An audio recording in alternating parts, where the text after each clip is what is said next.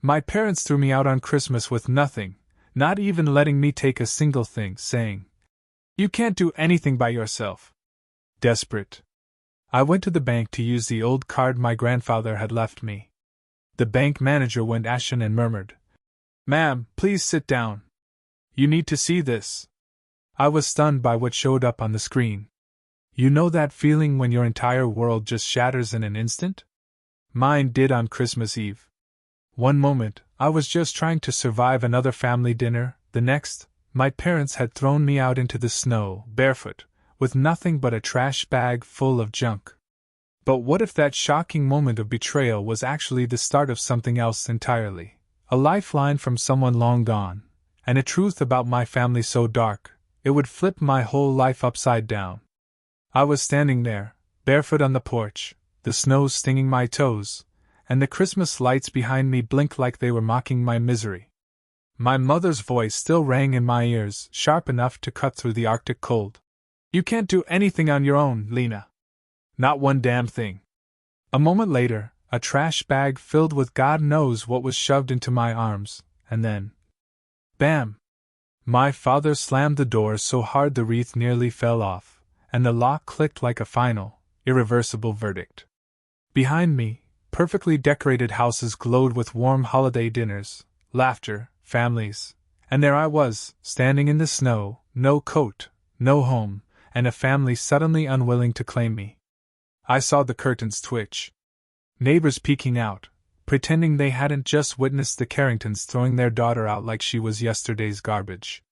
My phone had no service. My bank app showed a humiliating balance of $182, and the winter wind sliced through my thin sweater, chilling me to the bone. For the first time in my life, I truly understood what it felt like to be completely and utterly unwanted. And that's when my hand brushed the inside of my coat pocket, hitting something solid, cold, metallic. It was the old black card my grandfather gave me when I was 6, the one he said to use only when I had nowhere left to go. Finally, I managed to move my numb feet down the steps and toward my car. The snow made my sandals slick, and I almost fell twice. The trash bag tore open in my arms as I reached the sidewalk. Inside weren't my clothes, my documents, or anything that belonged to me. Just random junk, a bleach-stained towel, a broken Christmas ornament, a half-burnt candle. They couldn't even give me the courtesy of my own things. My beat-up car groaned to life, the engine whining like it didn't want to cooperate. Honestly? Same. I sat in the front seat, my hands shaking so hard the keys rattled. My breath fogged the windshield. The heater barely worked, blowing cold air across my face while I stared at the house I grew up in, now locked behind a door my parents made sure I could never open again. I replayed the scene from just 20 minutes earlier, Christmas Eve dinner, burned in the oven because my mother was too busy criticizing my posture. My father complaining about the cost of the holiday lights. My brother rolling his eyes at everything I said.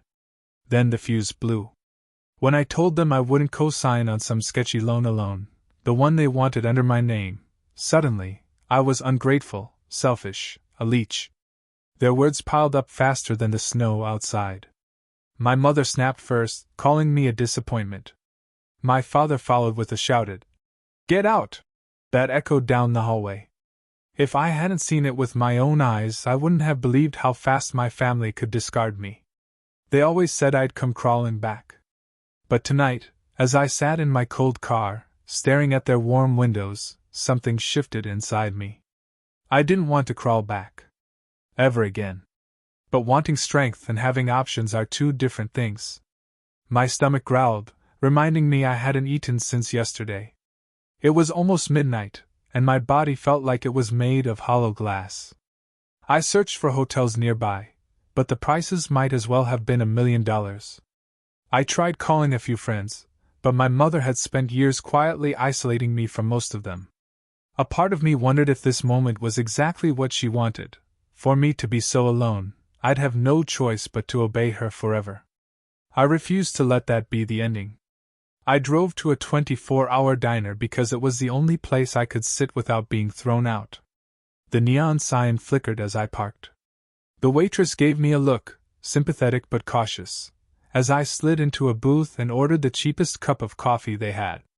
I cradled it between my frozen hands like it was the last warm thing on earth. And then, like it had been waiting for this moment all along, the black card slipped out of my coat pocket and clinked softly against the table. I froze. I remembered the exact moment my grandfather gave it to me. I was 6, sitting on his lap in the backyard while my parents fought inside. He pressed the card into my small hands and whispered, "One day, sweetheart, you'll need this. Use it only when you have no one else." At the time, I told him I would never need it. My parents loved me. Or so I thought. The waitress passed by and glanced at the card. Her eyes widened, and she quickly looked away. You have one of those?" she murmured before heading back toward the kitchen like she shouldn't have said anything. I ran my thumb over the smooth metal surface. No name, just numbers engraved in gold. It didn't even look like a normal bank card. It looked older, heavier, like a key to something I was never meant to open too early. I pulled out my phone, 3% battery left, and searched for the bank logo etched on the corner. Cumberland National Trust. Only one branch nearby was open until 6 a.m. the next day. The building looked like something out of an old movie, with marble pillars and brass handles. Far too elegant for someone like me. But the card came from Grandfather Henry. And if there was ever a moment I needed whatever he was trying to give me, it was now. My phone died in my hand. Perfect. I sat there for 2 hours, nursing the same coffee. The waitress refilled it twice without charging me, probably out of pity. Or maybe she saw something in my face. She recognized someone trying desperately not to fall apart. I kept the card hidden under my palm the entire time, afraid someone might see it. Afraid of losing the one thing that might save me. Eventually, exhaustion won. I stumbled back to my car and curled up in the back seat, pulling my thin jacket over my knees. The windows fogged as my breath turned white. The heater had long since given up. My fingers went numb first, then my toes. Fear crept in, the kind of fear only people with nowhere to sleep truly understand. I thought of Grandfather Henry again. His warm hands, his quiet smile, the way he always looked at me like I mattered. Maybe he knew this day was coming. Maybe he tried to warn me in the only way he could. "Grandpa," I whispered into the cold darkness. "I hope you knew what you were doing." The black card lay against my chest, tucked under the jacket like a borrowed heartbeat. Tomorrow, I'd walk into that bank. Tomorrow, I'd find out whether this card was worthless or the one thing that could change everything. For the first time since being thrown out into the snow, I felt a flicker of something warm inside me. Not hope, exactly, but possibility. And possibility was enough to survive one more night. The lights inside Cumberland National Trust glowed warm against the gray morning. As I pulled into the nearly empty parking lot, my stomach twisted so hard it felt like I'd swallowed a stone. I'd barely slept in the back seat of my car. My fingers were still numb when I gripped the strange black card in my pocket, the only thing keeping me from collapsing under the weight of everything that had happened last night. I sat there for a minute, engine off, breath fogging the windshield, trying to convince myself that I wasn't insane for being here. But then I remembered my mother's voice. "You can't do anything on your own." Sharp enough to slice through bone. If I didn't walk into that bank now, her words would become true. I refused to let them become true. I opened the door and stepped into the cold. The wind stung my cheeks as I walked toward the towering building, with its marble columns and brass-framed windows. It looked like the kind of place where real money lived. Old money. The kind of money my parents always pretended we came from, even though our house was financed through loans they always struggled to pay. This building didn't belong to people like them. It definitely didn't belong to people like me. Unless my grandfather meant what he said all those years ago. Inside, the air smelled faintly of polished wood and winter coats. A receptionist in her 50s looked up from her desk and gave me the kind of polite smile bank workers always give customers they assume don't belong here. "Good morning. How can we help you today?" My voice almost caught. "I need to check the balance on an old account." "I have the card." I slid it across the counter. The receptionist's smile slipped, not rudely, but with recognition. Unexpected recognition. She turned the card over, examining it like it was a relic from another century. "I'll call a manager," she said quietly. "A manager? For a balance check?" My brain, fried from exhaustion and fear, immediately jumped to the worst conclusions. Maybe the account was closed. Maybe the card was worthless. Maybe I was about to be escorted out for wasting their time. I sat in one of the leather chairs near the window, folding my freezing hands in my lap. A mother with a toddler walked past me, the child giggling as he tried to grab her scarf. A retired couple sat a few seats away, quietly reviewing a stack of papers. Normal people with normal lives on a normal morning. None of them knew I was homeless. None of them knew the reason I was here was because my parents shoved me out the front door like unwanted mail. 5 minutes passed, then 10. Just when I was about to convince myself to flee out of pure humiliation, a tall man in a charcoal suit appeared in the doorway. He looked like he'd stepped out of a financial magazine, sharp haircut, immaculate tie, expression controlled but not unfriendly. "Miss Carrington," he said, hesitating only long enough to check my ID in his hand. "Yes, I'm Lena," I managed. He nodded. "I'm Elliot Hayes, the branch manager. Would you come with me? We need to discuss your account privately." My heart slammed against my ribs. Privately? That word felt too big, too heavy.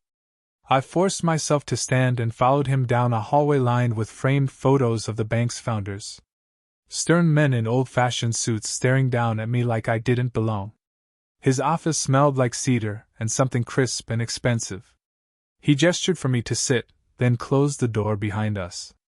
"Before we proceed," he said, settling behind his desk, "I need to verify your identity." I handed him my driver's license with shaking fingers. He studied it, typed something on his computer, and the screen reflected faintly in his glasses, a bright glow against his composed face. His eyebrows rose only slightly, but I saw it. "Miss Carrington," he finally said, "the card you brought in today is one of our legacy accounts. It hasn't been used in many years." He turned the screen toward me, and for a moment, everything inside me stopped. Rows of documents, dozens of linked files, account details that looked nothing like a simple savings account. And at the top corner of the screen, something that didn't make sense at all. "Active. It's active?" I whispered. "Yes," Elliot said. "Very active and very well protected."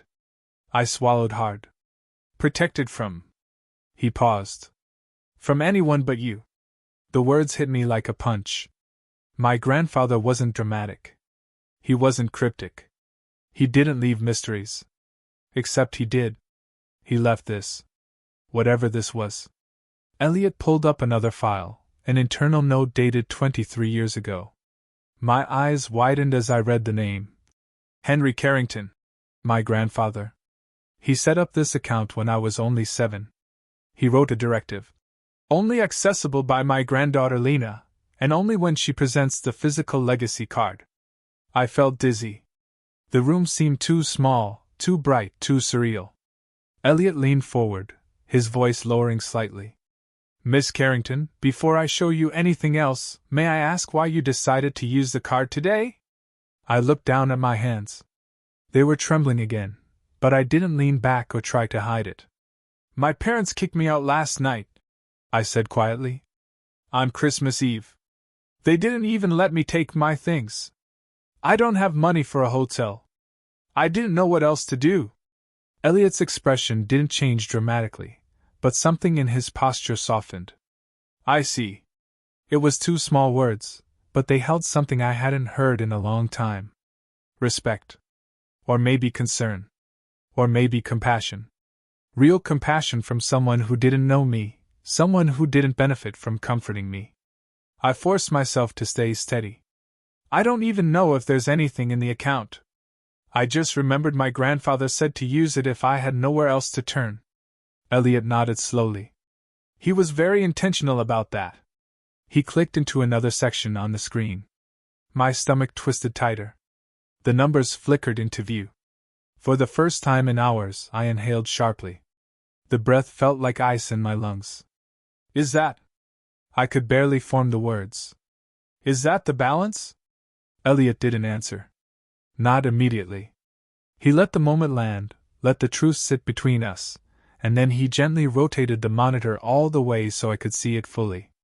But I didn't. Not yet. Because I couldn't bring myself to look. I was terrified. Terrified it was nothing. Terrified it was something. Terrified of what either possibility meant. Finally, I forced my eyes to the numbers and everything inside me folded. I blinked rapidly, unable to comprehend the digits, the commas, the sheer length of the balance. My pulse spiked, a roaring in my ears, drowning out everything in the room. No, I whispered. That can't be right. Elliot's voice was steady. It is. The air left my lungs all at once. My hands flew to my mouth. I gasped like someone pulled me out of deep water. Because the number on the screen wasn't small. It wasn't even modest. It wasn't something I could explain away or rationalize. It was life-changing. It was unreal. It was impossible. I shook my head, breath hitching. My parents, they always said he had nothing. They said he lived off Social Security. They said he couldn't help me even if he wanted to. Elliot folded his hands. Your parents were not given access to this account. Ever. Your grandfather's instructions were explicit. My throat burned. My vision blurred. For years, I believed my grandfather forgot about me. For years, I believed my parents' narrative, that he didn't care, that he was confused, that he didn't love me. But he did. He loved me enough to prepare for the day they would cast me out. I pressed a trembling hand over my heart. I could feel it pounding, frantic and furious. I don't understand, I whispered. Why me? Why did he do all this for me? Elliot slowly opened a drawer and placed a sealed red folder on the desk between us. Because he wanted you to know the truth, he said softly. All of it. I stared at the folder. My grandfather's handwriting covered the top. For Lena, when you are finally free. My chest tightened. Elliot met my eyes. Miss Carrington, I think you should read this. And with that sentence, my entire life tilted on its axis. Elliot turned the screen toward me slowly, as if he knew the numbers on it might break something open inside me. At first, the rows of digits didn't register. My brain tried to make sense of them, but I'd never seen numbers that long outside of corporate scandals or tech company valuations on the news. My breath stalled. My pulse skidded sideways. For a moment, I genuinely thought the monitor must be showing someone else's information, someone important, someone powerful, someone who wasn't me. But then Elliot spoke, his voice low and almost reverent. Miss Carrington, this is your account. My heart lurch jumped so hard it hurt. I blinked at the screen again. $63.8 million. My hands gripped the armrests of the leather chair so tightly my knuckles turned white. The world felt like it was tilting, as if the floor underneath us wasn't marble, but ice about to crack. There has to be a mistake. I can't even pay for a motel room. I slept in my car last night, using a jacket as a blanket. I am the kind of person who measures grocery trips against how many days I can stretch a pack of pasta. And yet here I was, staring at more money than my parents had seen in their entire lives. I don't. My voice cracked. That can't be real. Elliot didn't smile, didn't comfort me, didn't sugarcoat. He simply nodded once, firmly. It's real. And this is only the liquid portion. Only the liquid portion. The phrase made my stomach swoop. He started clicking through tabs, each one filled with information that knocked the air out of me. Commercial property deeds. Land holdings in 3 counties. Stocks in companies I recognized from headlines. A partnership in a robotics firm I'd definitely heard about on the news. My grandfather, the quiet man who wore the same sweater for years, who ate canned soup for lunch, who insisted coupons were the cornerstone of a wise life, owned a fortune, more than a fortune, an empire. I was still staring when Elliot reached to the side and pulled a red folder from a locked drawer. He set it gently in front of me like it was something living. "This contains the files your grandfather asked us to keep sealed until you came in with the legacy card." Legacy. That word hit me in the chest. My hands trembled as I opened the folder. The first thing inside was a handwritten letter addressed to me in my grandfather's looping script. The sight of his handwriting alone made my throat burn. But before I could read it, a line of text printed on the inside cover caught my eye. "For Lena's eyes only, the truth about your parents." A cold ripple moved up my spine. "Why would he?" I started. Elliot gently cleared his throat. "Miss Carrington, your grandfather was very deliberate. You were meant to know everything once you were no longer under their control." Under their control. Hearing someone else say it made bile rise in my throat. My parents weren't strict. They weren't protective. They were suffocating, manipulative, controlling in ways I could never fully articulate. I turned the page. A timeline appeared, month by month, year by year. Documentation of my grandfather's last decade. Medical reports showing he was mentally competent. Banking notes, legal communications, every detail carefully recorded in case he ever needed to prove his decisions. My parents always said he was confused, fading, losing touch with reality. They said that was why he never left them anything, why he didn't want visitors, why I shouldn't bother him with my presence. Lie after lie after lie. The documents showed the truth. He begged them to let me visit him. Begged. My mother intercepted the letters he wrote. The folder contained scanned copies. Letters I never saw. One reads, "My sweet girl, I miss you every day. They won't let me see you. I don't know why, but please remember I love you more than life itself." A tear hit the page before I could stop it. My vision blurred. I gripped the folder like it was the only solid thing in the room. "I never got any of these," I whispered, my voice cracking. "I know," Elliot said softly. "Your grandfather suspected they were intercepting them." I turned another page. A legal statement Henry filed after an incident 8 years ago. "If anything happens to me suddenly, investigate Richard and Ella Carrington first." Seeing my parents' names in black ink under the words, "Suspected coercion and financial manipulation," made my stomach twist. My grandfather knew. He knew what they were capable of, knew what they did to him, and what they would eventually do to me. I picked up the letter addressed to me. My fingers trembled as I unfolded it. "My Lena, if you are reading this, it means they have cast you aside. I hoped it wouldn't happen, but I feared it would. They value control above all else. You must know this truth, none of their words about you were ever real. You were never weak. You were never a burden. You were the best part of this family. Everything I built because I knew you would one day need freedom. Take this chance, my dear girl. Use it to live the life they never allowed you to dream of. You are my legacy. With all my love, Grandpa Henry." I pressed the letter to my chest. A sob escaped me, raw and painful. For years I thought he forgot me. I thought I wasn't worth remembering. I was wrong. My parents made sure I believed I was forgettable. They kept me small, quiet, obedient. They shaped my entire sense of self around the lie that I was unwanted. But here in this folder was proof of the opposite.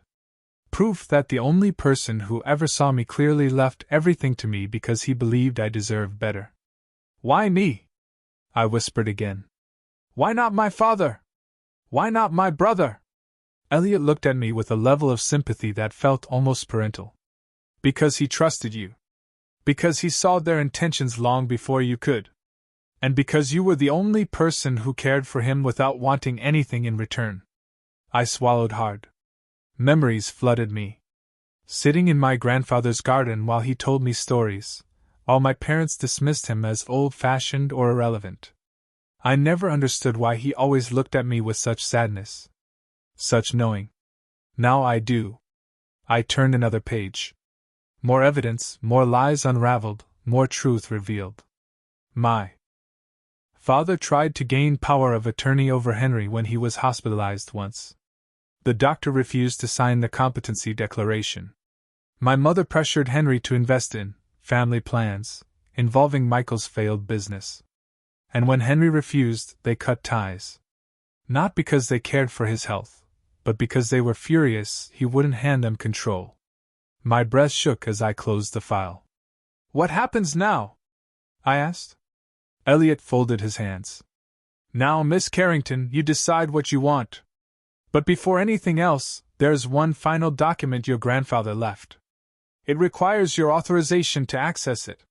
He placed a small biometric scanner on the desk beside an encrypted drive. This contains the full truth about your family, he said quietly. And instructions from your grandfather for your future.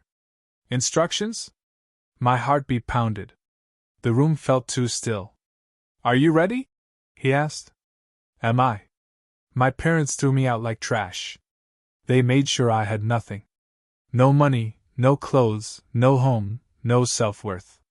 And yet, the man they dismissed as senile and worthless built an empire and left every piece of it to me. I don't know if I'm ready, but I know I have to be. I placed my thumb on the scanner. The light turned green. The encrypted drive began to unlock, loading files line by line. Elliot watched the screen, his expression tightening. There's something else, he murmured, almost to himself. Something your grandfather didn't want anyone to find until now. The final file loaded. Elliot exhaled, turned the monitor toward me, and said, Miss Carrington, you need to see this. The encrypted files loaded line by line, the cursor blinking like a pulse on a heart monitor, steady and unhurried, while my own heartbeat pounded loud enough to drown out the quiet hum of Elliot's office. I tried to breathe normally, but it felt like every breath hitched in my chest. When the screen finally stopped flickering, Elliot angled the monitor toward me. Miss Carrington, he said softly, your grandfather wanted you to see this if he ever feared your parents would harm you financially, emotionally, or otherwise. The first file opened automatically. A title stretched across the top in bold letters. For Lena's eyes only, a complete record of your parents' actions. My stomach nodded. I set my hands in my lap so they didn't visibly shake, but I don't think it helped. I clicked the first entry. A timeline appeared, 10 years of dates. 10 years of carefully documented reports, emails, transcripts, and notarized statements. Every entry written or signed by my grandfather. My throat closed slowly like someone was squeezing it. The first note began. My son and his wife have begun attempting to control my financial decisions. I blinked, reading it twice. My parents always claimed he was forgetful, losing touch with the world. My mother would say, shaking her head with exaggerated pity.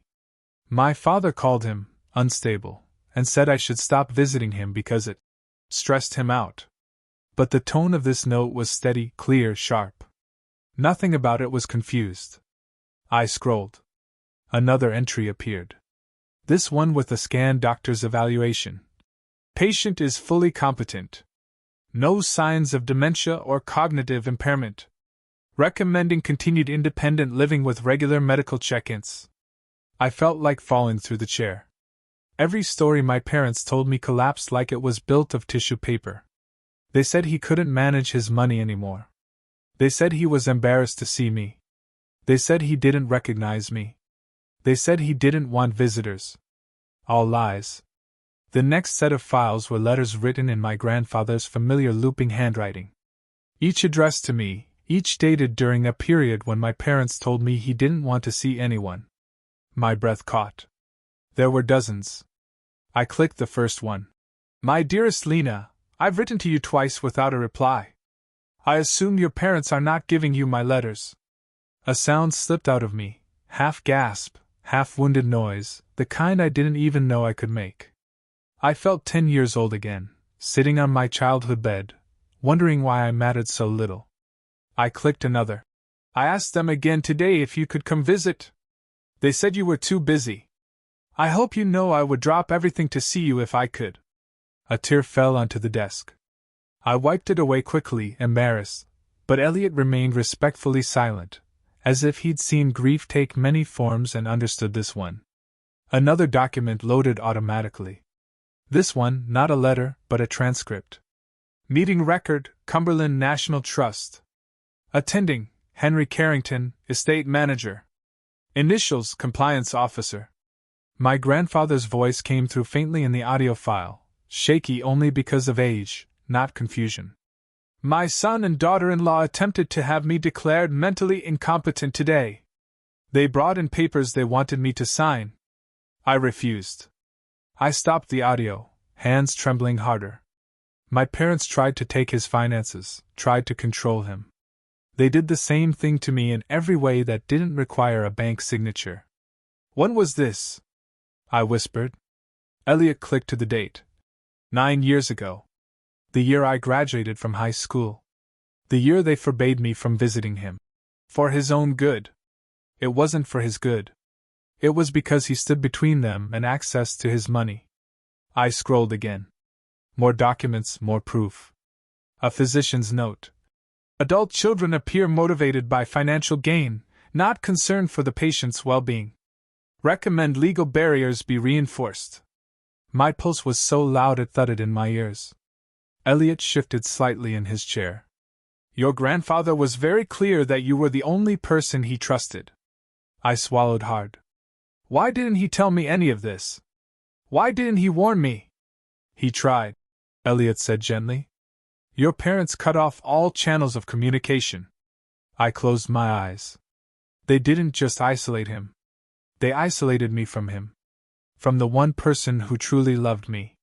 I turned to the next section labeled Attempted Financial Takeover, Incident Record. Inside were scanned copies of bank statements, legal notices, and a formal report filed by my grandfather. They tried to gain full control of his assets by claiming he was unfit. They demanded the bank release his accounts to them. They even tried to move money into a family-managed trust with themselves listed as primary beneficiaries. My stomach churned as I read the note my grandfather added beneath the report. Protect Lena from them if anything happens to me. The words burned. I kept scrolling. Another cluster of documents revealed how my parents began portraying him as unstable to their friends, neighbors, the community, poisoning the reputation of the one person who saw straight through them. Emails between my mother and father appeared, ones I was never meant to see. Sentences jumped out at me like venom. He needs to give us control or he'll waste everything on nonsense. We deserve access after everything we've done. If Lena keeps visiting him, he might leave her something. Everything finally, painfully, horribly made sense. The sudden shift in their rules, the guilt-tripping, the coldness, the moments where they forgot to tell me he called, the pressure to distance myself from him. They did it because he loved me and because they hated that. My throat stung. I scrolled again. This time a map popped up. An aerial view with red markings, circles, hand-drawn arrows. Beside it, a typed label. Properties to be transferred to Lena under protective trust. There were 10 markers. 10. Not just money, not just stocks, land, rented buildings, a stake in a robotics company. He built something massive and hid it from the very people who wanted to exploit him. I opened the final document in the folder. A note handwritten in faint, shaky ink. My darling Lena, if you are reading this, then what I feared has happened. They have done to you what they tried to do to me. Do not let them back into your life. They will only take and take and take until there is nothing left of you. Use what I've left you to build a life of your own choosing. You have always deserved more than they ever gave you. I'm sorry I couldn't protect you more, but I prepared everything so that when they showed who they truly are, you would finally know who you truly are. Not their child, not their burden, not their failure. My legacy. Henry. I was shaking so hard I could barely hold the letter. For years, I thought I was unwanted, a disappointment, a problem, a burden too heavy for my parents to tolerate. But none of that was true. They weren't pushing me away because I was unlovable. They were pushing me away because they were terrified of what I might inherit, both financially and emotionally, what I might know, who I might become. The door behind me clicked softly as Elliot stood. There is one more step, he said, his voice still gentle. Your grandfather created multiple layers of protection. To access the sealed vault containing the rest of his instructions, legal, financial, and personal, we need your biometric authorization. My head spun. There's more? Yes, he said. Much more. I looked at the black card on the desk. The strange weight of it. The way it hummed was something like memory. My whole life I believed the story my parents fed me. Today, that story ends. And the real one begins. I straightened in the chair, wiping my tears with the back of my hand. Show me what he left, I said. Elliot nodded and powered on the biometric scanner. The future glowed on the screen, waiting for me to claim it. I walked out of the bank with the red confidential folder pressed tightly to my chest. Snowflakes melted against the thin fabric of my sweater. The cold barely registered. My mind was too full, too loud, bursting at the seams with everything I had just learned. $63 million. Properties. Investments. Letters my parents stole. A lifetime of truth, buried under years of lies. My entire world had broken open inside a marble office with brass fixtures and gentle lighting. I felt shaky, electrified, weightless in the worst and best way. I reached my beat-up car, slid into the driver's seat, and didn't start the engine. I just sat there, gripping the steering wheel, forehead against the leather. The parking lot around me blurred through the frost gathering on the windows. For a moment, I closed my eyes and just breathed. I wasn't broken. I wasn't worthless. I wasn't what my parents said I was. I had proof. But with that proof came a new terror. What now? The black card rested in my pocket, warm from my touch. I pulled it out, running my thumb along the engraved gold numbers. My grandfather had known. He prepared for this. He had expected this. And that thought both comforted me and shattered my heart. 10 minutes passed, maybe 20. Eventually, I forced myself upright, wiping my face. I wasn't going to collapse in a bank parking lot. Not when I finally had something resembling power. My phone buzzed suddenly. Unknown number. We need to talk. My stomach twisted. I blocked it before the fear could get a foothold. I turned the key and drove. The farther I got from the bank, the more surreal everything felt. It was like I was floating above myself, watching a version of me I barely recognized. The Lena who drove to the diner last night was homeless, desperate, shaking in the cold. The Lena leaving Cumberland National Trust was something else entirely. Not rich, not yet, not emotionally, but no longer someone my parents could crush. Eventually, I pulled into the parking lot of a small cafe I used to visit in college. Warm lights, fogged windows, the lingering smell of cinnamon and roasted coffee drifting out the cracked door. Every time a customer entered, I needed to sit, to think, to breathe like a human being and not a creature running from the wreckage of my own life. Inside, a Christmas tree glowed in the corner, decorated with mismatched ornaments from local school children. A couple in their 70s sat near the window, laughing gently about something in the newspaper. A barista hummed along to a holiday playlist. Normal. Everything felt so painfully normal. I slid into a booth, my hand still trembling as I opened the red folder. The documents inside were organized, neat, curated by someone who loved me enough to plan for a future I didn't know I needed. But this wasn't everything. Elliot had mentioned another meeting, someone else. I checked my phone, a voicemail from the bank. Miss Carrington, this is Elliot. Before you leave town today, please return to the branch. We need to complete the estate disclosures with our senior specialist. It's important. I shut my eyes, exhaling shakily. Important was an understatement. 20 minutes later, I was back in the marble lobby, snow melting off my boots. Elliot met me immediately, his expression more serious than before. He introduced me to a woman with silver hair, warm eyes, and a voice like steady oak. Miss Carrington, she greeted, offering her hand. I'm Marjorie Keene. I managed your grandfather's accounts for 22 years. I blinked. You knew him well? Marjorie's gaze softened. He was one of the most thoughtful clients I've ever had. He spoke about you constantly. The words hit so hard I almost forgot to breathe. Marjorie led us to a private conference room. Papers were already spread out across the table: property maps, valuation reports, legal notes, investment summaries, and another box, smaller, locked. "This," Marjorie said, touching the lid gently, "was left in our care for you, but it required 2 forms of authorization, one from you, one from your grandfather." "My grandfather passed," I whispered.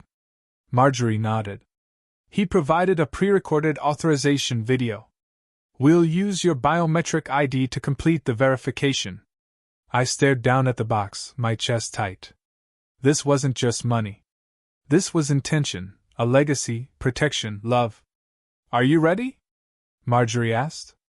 I nodded, even though I wasn't ready at all. The scanner beeped. A green light flashed. The lock clicked. When Marjorie lifted the lid, I felt the air thrum. Inside were keys. Dozens of them, each tagged with a neat handwritten label. A storage facility number. A farmhouse address I didn't recognize. A commercial building. Something labeled Carrington Lot. Do not sell. And a sealed envelope with corporate logos I traced with my finger in disbelief. "What is all this?" "Your grandfather's hidden portfolio," Marjorie explained. "He didn't trust your parents to know about it. He didn't trust anyone but you." I felt my throat close. "But they always said he was broke. They always told me he mismanaged everything." Marjorie sighed softly. "Your parents tried to take control of his estate a decade ago. When they failed, they turned to misinformation." Misinformation? A polite word for lies. I reached into the box, pulling out an envelope labeled Atlas Robotics Partnership. I blinked at it. "I've heard of this company," I whispered. "It's worth several billion now," Marjorie said. "Your grandfather was one of the original private investors. He saved them from bankruptcy in the late 80s. The room tilted. "He never sold any shares?" "No. He left the entire stake to you." I had no words. None. My grandfather wasn't just financially secure. He was brilliant, strategic, quietly powerful in ways my parents never understood. "We estimate your total holdings exceed what you saw on the initial screen," Marjorie continued carefully. "By a significant margin." "How significant?" I whispered. Elliot's voice lowered. 8 figures. Possibly 9, depending on asset liquidation. A laugh slipped out of me. Not a happy one.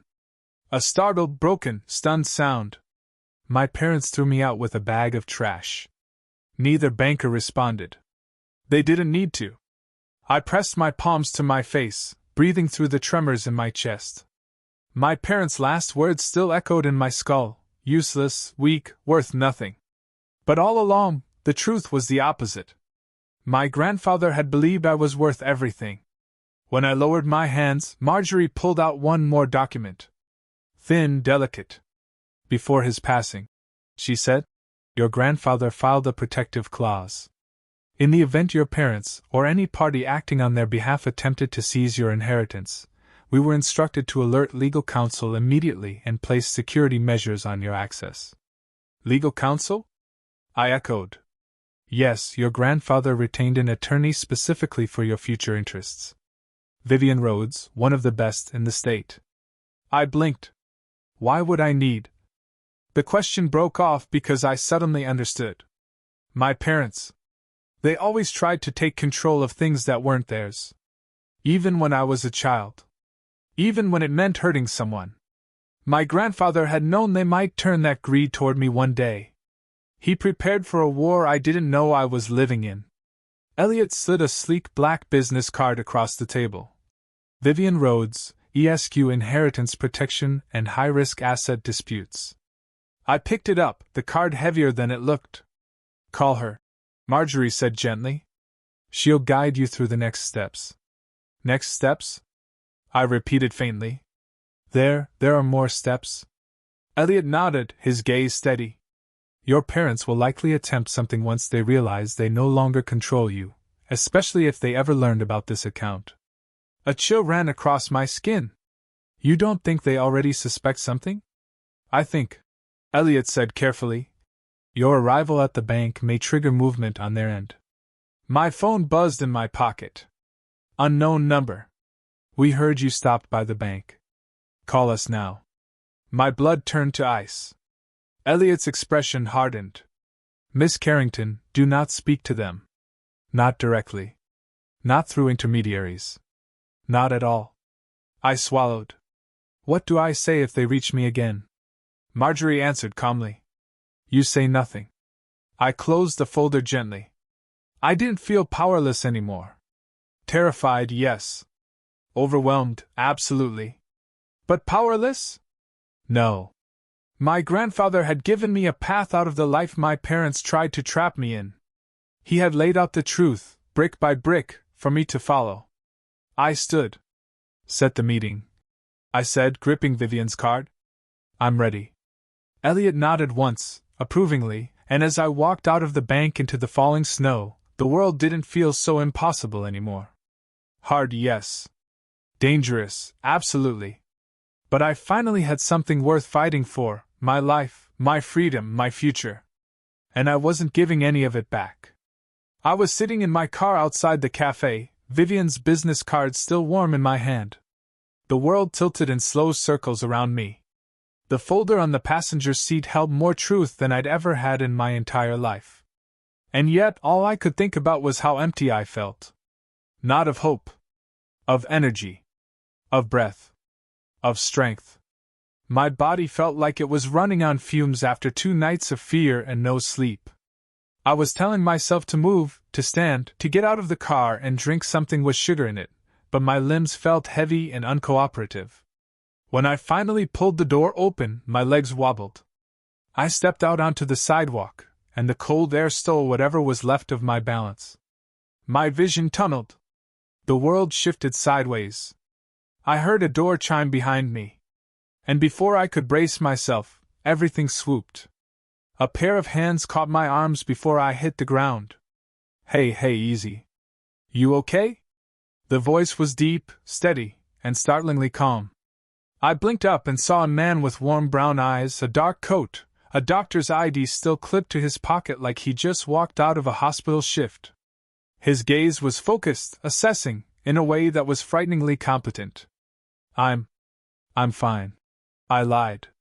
You're not fine. He answered, helping me toward a booth inside the cafe. You nearly fainted.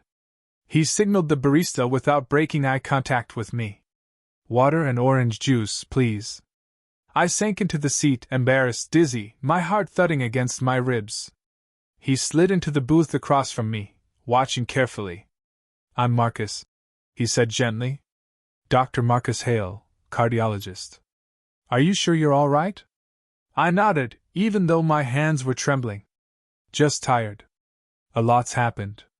His brow furrowed. He didn't ask questions immediately, just waited, letting me breathe. There was something disarming about him.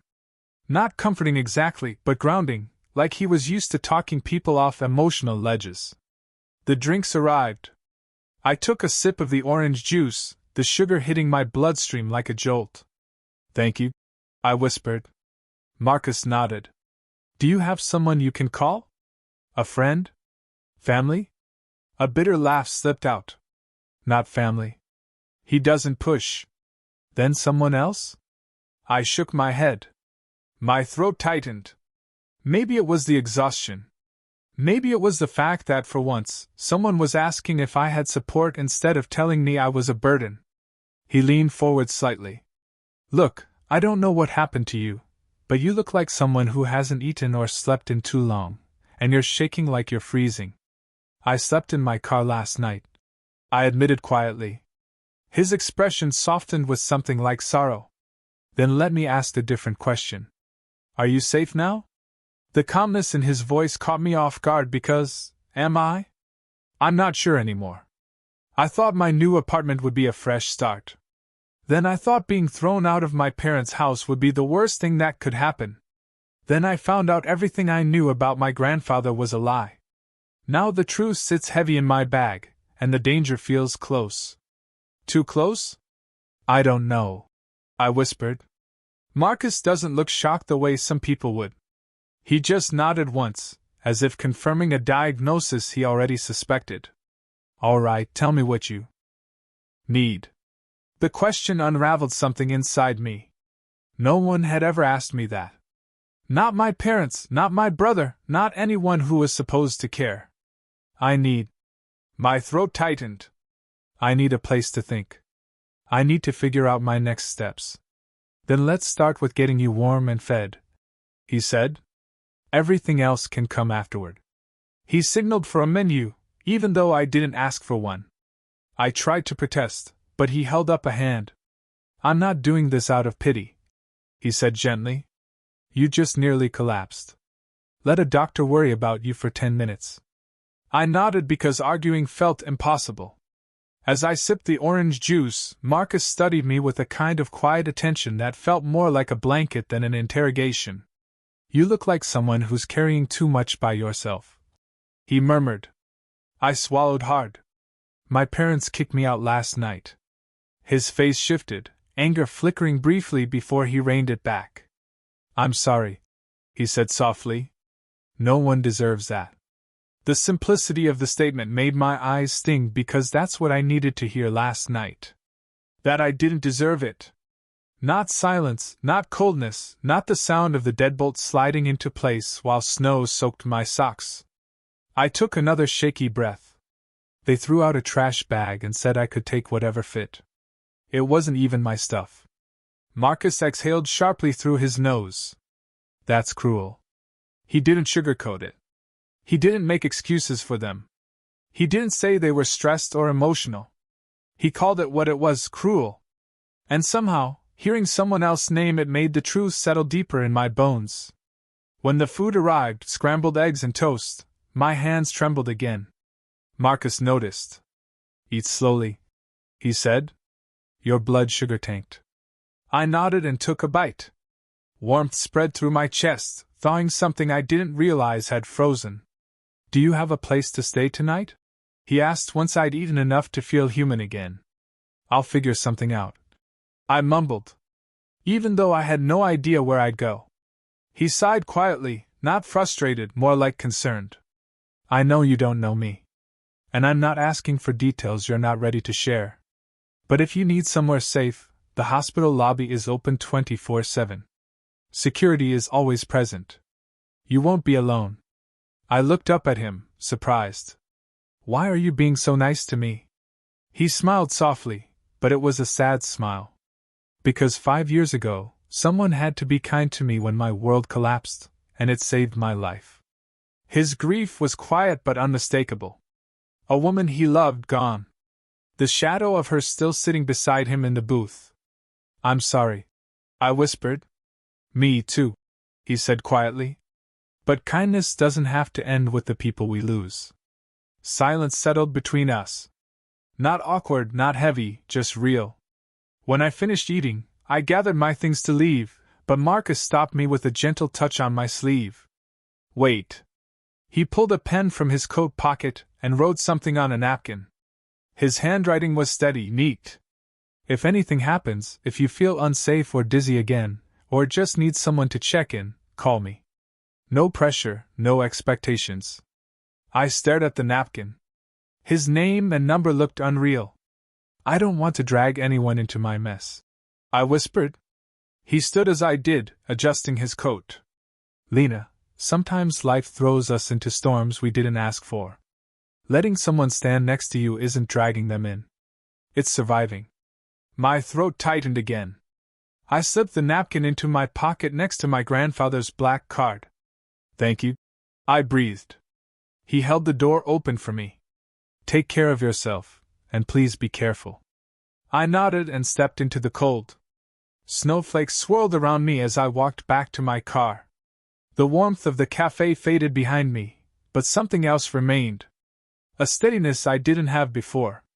When I reached the driver's seat, my phone buzzed again. A voicemail from Vivian Rhodes. My legal appointment was set for tomorrow. Urgent, she said. Come early. In the back seat, I saw the red folder. The truth about my parents, my grandfather, my inheritance, my life. For the first time in years, I felt the faintest spark of strength inside me. I wasn't alone anymore. Maybe for the first time ever. And that changes everything. The first thing I saw when I woke up was the glowing notification on my dead phone screen. 5 missed calls. 3 voicemails. 2 emails from addresses I didn't recognize. For one blissful second, I forgot everything: my parents, the court paperwork Vivian prepared, the truth about the inheritance. But then the dread slid down my spine like ice water. I turned the phone back on. The messages loaded slowly. Unknown email. You stole something that belongs to us. Call immediately. Unknown email number 2. We know what your grandfather left you. You can't hide from your own family. My breath caught. My palms grew slick. They knew. Somehow they knew. I forwarded everything to Vivian with shaking fingers. She replied almost instantly. Block all unknown contacts. Do not respond. This is escalation. I stared at the phone. Bow rising in my throat. They weren't asking if I was safe. They weren't shocked I was homeless. They weren't apologizing. They were demanding, accusing, threatening. My parents didn't lose a daughter. They lost control. My hands shook as I threw on clothes and grabbed the folder from the floor. Every step felt unsteady, like I was walking into a storm I barely understood. Before leaving the hotel room, my phone buzzed again. Unknown number. You will regret not cooperating. My stomach twisted. I blocked it instantly and rushed outside. The cold slapped me in the face as I hurried toward my car, eyes darting across the parking lot. And that's when I saw it again. The gray sedan. The same one from yesterday. Same tinted windows. Same slow, predatory presence. It sat 2 rows away. Engine idling. Exhaust ghosting into the winter air. My pulse spiked. I ducked into my car and locked the doors. I tried not to look, but my eyes flicked back anyway. The sedan didn't move. Didn't drive away. It just waited. I breathed through my panic long enough to call Vivian. She answered on the second ring. Tell me everything. I described the calls, the emails, the car. Your parents hired someone, she said flatly. That's a private investigator. He's tailing you. Document everything. We can use it in court.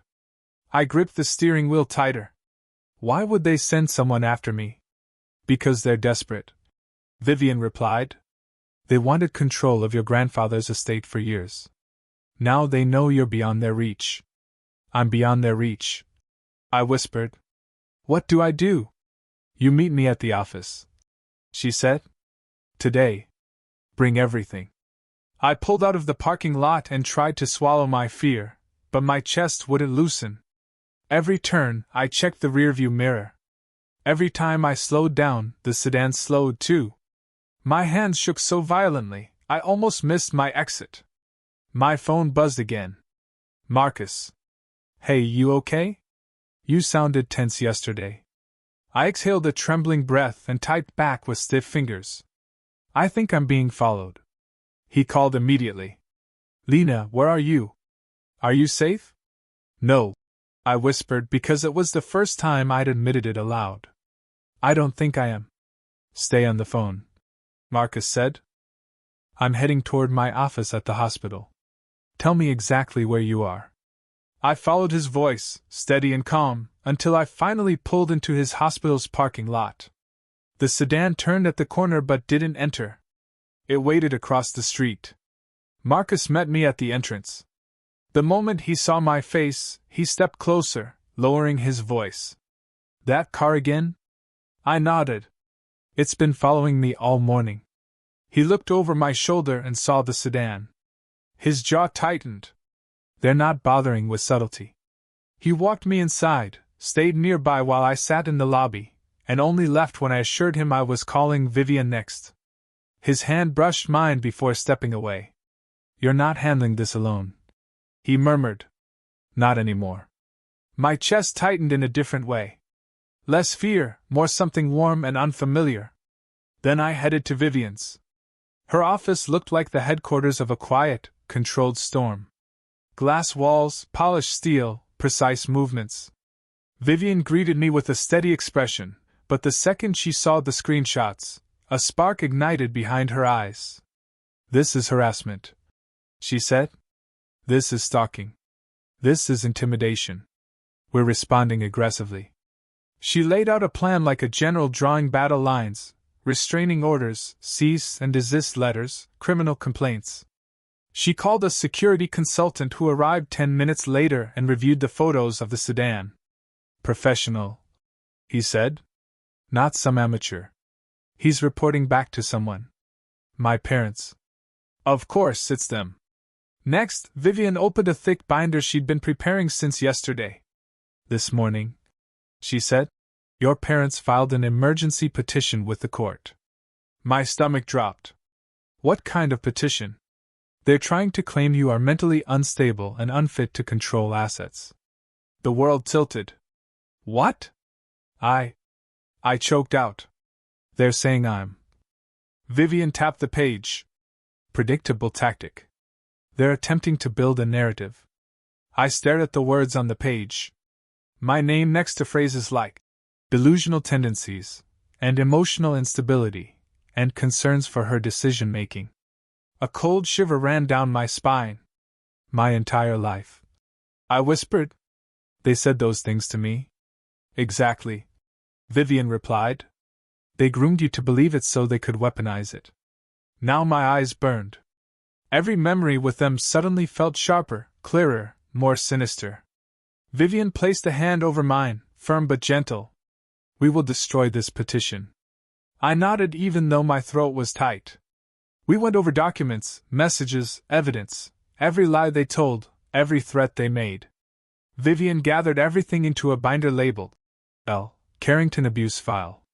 "It's time you see your life clearly," she said. "No more fog." Her confidence was a buoy in a sea of panic. The meeting ended with instructions. Stay in public places. Document everything. Avoid being alone at night. As I left her office, the sky was darkening. The early winter sunset casting long shadows across the street. My breath fogged in the cold air. I pulled my coat tighter around me. Halfway to my car, I saw movement to my right. The gray sedan parked at the corner. Engine running. Lights off. I froze. Panic skittering through my veins. Before fear could swallow me, a voice called out, "Lena!" I jumped, turning toward the sound. Marcus stood across the sidewalk. Coat half-zipped, keys in his hand. "I thought I'd swing by and check," he says softly. "You didn't answer my last text."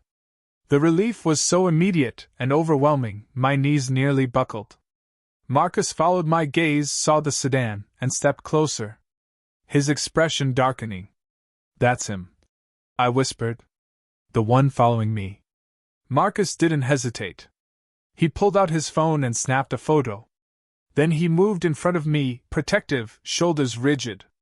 "You are not touching her," he said under his breath. Not loud enough for the driver, but loud enough for me to hear, to feel safe. The sedan finally pulled away, melting into traffic like a ghost. I sagged against my car door, heart hammering wildly. Marcus put a steady hand on my shoulder. "You need backup, and you have it. Whatever this is, you're not facing it alone." I swallowed hard, fighting tears. "Why?" I whispered. "Why are you doing this for me?" He studied me with quiet intensity. "Because you deserve someone in your corner, and because I care." The words broke something open inside me. Something brittle, fragile, long abandoned. I nodded, unable to speak. He gave my shoulder a gentle squeeze before stepping back. "Go home," he said softly. "Lock your doors. Text me when you're inside. If anything feels off, you call me immediately. I promise I will." But when I got back to my hotel room, there was a package at my door. No return address, no label, just a plain brown box. My stomach churned. I picked it up with 2 fingers like it might explode. Inside, there was no object, just a single sheet of paper. You can't hide. We'll get back what belongs to us. My hands trembled so hard I almost dropped it. I texted the photo to Vivian. Her response was immediate. He's escalating. We're filing for an emergency restraining order tomorrow morning. Lock your door. Do not open anything else. I sat on the edge of the bed, breathing in short, sharp bursts. The note crumpled in my fist. For the first time, I understood something terrifying. My parents aren't going to stop. But neither am I. Not anymore. The judge's gavel hit the bench with a sharp crack that echoed through the courtroom. And suddenly, every molecule of air felt too thick to breathe. I gripped the edge of the table so tightly my fingers ached. Vivian stood beside me, calm and terrifying in her navy suit, her presence radiating the kind of controlled power my parents never imagined I'd have on my side. Across the aisle, my mother adjusted her pearl necklace with a trembling hand, while my father stared at me like I was a stain he could scrub off the family name. They looked smaller than I remembered, desperate, cornered, and still somehow arrogant enough to think they could win. All parties are present, the judge said, his voice clipped like he was already annoyed. This is the emergency hearing concerning the petition filed by Richard and Elaine Carrington regarding the mental fitness of their daughter, Lena Carrington. My father sat straighter, smoothing his tie. My mother put on her trembling lip, ready to weaponize tears. I braced myself.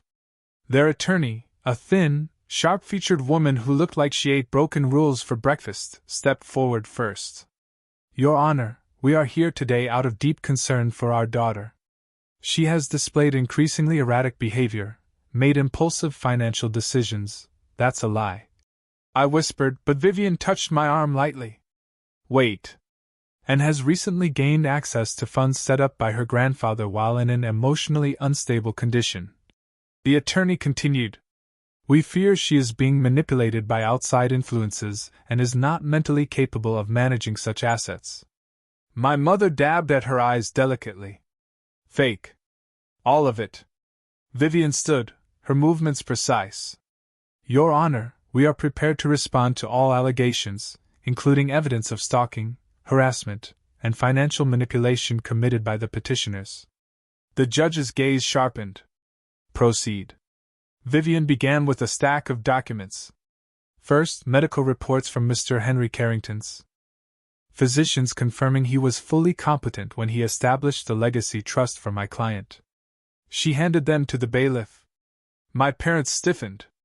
And next, Vivian continued, security footage from Cumberland National Trust from 9 years ago, showing the petitioners attempting to coerce an elderly man into signing over control of his estate. My father jerked upright. My mother gasped softly. Their attorney tried to object, but the judge silenced her with a raised hand. The footage played on the courtroom monitor. There's my father, face twisted with frustration, pointing at a stack of papers. My mother hovering behind him, her lips thin with anger. And my grandfather, calm but unyielding, refusing to sign anything. The courtroom was dead silent. Vivian continued. We also have email correspondence from the petitioners to various third parties attempting to frame Mr. Carrington as mentally incompetent. These emails contain statements such as, and I quote, he's old. Who's going to believe him? My father's jaw clenched. My mother's face turned pale. And finally, Vivian said, pulling out a printed transcript. We have the letters Mr. Carrington wrote to my client, letters her parents intercepted and concealed. She read one aloud. My grandfather's voice on paper felt like a hand on my heart. My sweet girl, I miss you. They won't let you visit. I am so sorry. Please remember I love you. I covered my mouth with my hand. The judge's expression softened almost imperceptibly. Then Vivian dealt the blow that broke everything open. There is also evidence that the petitioners hired a private investigator to follow my client, including footage of the same vehicle appearing outside her hotel and trailing her on multiple occasions. She gestured to the screen again as images flashed. My own photos of the gray sedan. My father burst forward suddenly, slamming his hands on the table. That is taken out of context. The judge slammed his gavel. One more outburst, and you will be removed. My father's chest heaved as he sank back into his seat, eyes burning with fury. Your Honor, Vivian said, it is clear the petitioners are not concerned parents. They are individuals attempting to regain access to an estate they failed to seize from the rightful beneficiary. The opposing attorney stood, but even she looked rattled. Your Honor, you believe nothing with evidence to support it. The judge snapped, rubbing his forehead. He glanced at the documents, then at me. His next words felt like oxygen. Petition denied. My breath rushed out in a shaky gasp. The judge continued, voice firmer now. Furthermore, due to the documented harassment, stalking, and attempted coercion, this court issues a temporary restraining order against Richard and Ella Carrington, effective immediately. My mother's face crumpled. My father went scarlet. And, the judge added sharply, I will be recommending this case be reviewed by criminal investigators for potential charges. My parents both whipped their heads toward me, outrage written across their faces. Their attorney looked ready to sink through the floor. Vivian nodded once, satisfied. Thank you, Your Honor. We exited the courtroom, and I leaned against the wall outside, shaking. Relief and terror battled inside my chest. The threat was contained, but not dead. Marcus appeared in the hallway like he was waiting for this moment. He stepped toward me slowly, as if unsure whether he was allowed to touch me. I didn't realize I was crying until he brushed a tear from my cheek. You did it, he murmured. You stood up to them. I feel like I'm going to collapse. I admitted. You're allowed to, he said softly. Just not alone. I let out a trembling breath. They aren't going to stop. No, he agreed. But now they have consequences chasing them, and you have people standing between you and them. Vivian stepped out, her heels clicking decisively. Lena, we're not finished. There's still a long process ahead. But today you won. And you're safe for the moment. Safe? A word I hadn't felt in years. Marcus took my hand gently. Come on, let me walk you to your car. We stepped outside into the brittle winter air. The gray sedan was nowhere in sight today. Maybe finally the law scared them back into whatever shadows they came from. But as I reached my car door, my phone buzzed again. A new message. No number, no name. Enjoy your freedom while it lasts. My blood ran cold. Marcus saw my expression and took the phone from my hand. When he read the message, his jaw tightened in a way that sent fear and comfort warring inside me. He looked up slowly. They're not done, he said. Neither am I. I thought. Not anymore. He handed me back my phone. We'll tell Vivian. We'll file it. We'll fight everything they throw. I nodded, swallowing hard. I survived the hearing. I survived the exposure of a decade of lies. And with every new threat, every new attempt to pull me back under their control, something inside me hardened. My parents started a war. But I'm finally learning how to fight. Snow was falling again, the morning everything finally shifted. I watched it from Marcus' kitchen window. The city washed in white, quiet in a way that almost felt unreal after weeks of chaos. For the first time in what felt like forever, my shoulders weren't knotted in fear. My phone wasn't buzzing with threats. No dark cars idled outside. The world was still, but the stillness wasn't fragile anymore. It felt earned. Marcus moved around the kitchen behind me, barefoot, half awake, making coffee like he'd been doing it beside me for years. His presence no longer startled me. It settled me. Each small gesture, reaching past me for a mug, brushing a hand against my back, kissing the top of my head as he passed, felt like a quiet reminder that I wasn't alone. Not anymore. Vivian had emailed last night with the final update. The case was closed. The fraud investigation into my parents was complete, and charges, real, serious charges, were moving forward. I wasn't required to testify. Their emails, messages, and the PI's confession were more than enough. My parents were no longer lurking shadows in my life. They were legal consequences waiting to happen. And I was free. A knock came at the door. Marcus looked up, surprised. That'll be the security detail, he murmured. Vivian said they'd stop by this morning. For once, I didn't tense. I didn't check the peephole 3 times. I didn't feel hunted. The security officer standing outside the door introduced himself, gave us the court's final documents, and left. No drama, no threat, just closure delivered in a manila envelope. I sat at the table, fingers trembling only slightly as I opened it. Permanent restraining order. Full control of my grandfather's estate. Official confirmation that I had been the victim, not the perpetrator, of manipulation. And one more thing, a letter from the court-appointed financial evaluator. I opened it and blinked.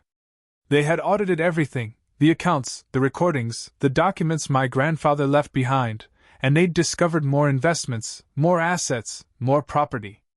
My parents didn't even know existed because my grandfather had hidden them too well. I let out a strangled laugh. Marcus looked up. Good news? He left me more than we thought. I whispered. A lot more. He pulled out the chair next to me. Then maybe it's time you decide how to use it. I stared down at the letter and felt something I hadn't felt in years. An open horizon. A future that belonged to me. Not shaped by fear or obligation. Not dictated by someone else's cruelty. Mine. Later that afternoon, Vivian called with one last update. It's done, she said simply. They can't touch you again. I stepped out onto the apartment balcony as she spoke, listening to the hum of the city below, breathing in cold air that tasted like relief. When we ended the call, I stayed there a while, letting the wind tangle my hair, letting the reality of my new life sink in. Marcus joined me a moment later, hands tucked into his pockets. You okay? I nodded. I think for the first time, I know what that feels like. He smiled the way he always did when he wanted to make sure I believed in myself. What's next, Lena? I turned to him, feeling warmth spread through my chest. I want a home, I said softly. A real one. Not a place to hide. A place to live, a place where I can breathe. He nodded slowly. Good. And I hesitated, searching his face. I want you there. If you want to be. His expression softened, gentle, steady, full of something that felt a lot like promise. I'm not going anywhere, he murmured. Wherever you go next, I'm right beside you. I didn't realize I was crying until he brushed a tear away with his thumb. Weeks later, when the last snow melted and the first signs of spring touched the edges of the city, we stood in front of a little brick house just outside town. A quiet street. A yard my grandfather would have loved. A porch where light spilled in the afternoons. Not a mansion. Not a fortress. A beginning. A symbol of everything I built for myself. Freedom. Safety. Peace. Inside, we painted walls, unpacked boxes, and built a life. Marcus filled the kitchen with laughter and music. I filled the shelves with books and the windowsill with plants. The security system was state-of-the-art, not because I lived in fear, but because I finally valued myself enough to protect my future. And sometimes, when the sun slanted just right and the world felt particularly gentle, I could almost feel my grandfather in the house with me, watching over me the way he always wanted to. I visited his grave one morning in early summer. The air was warm, and the flowers I brought rustled softly in the breeze.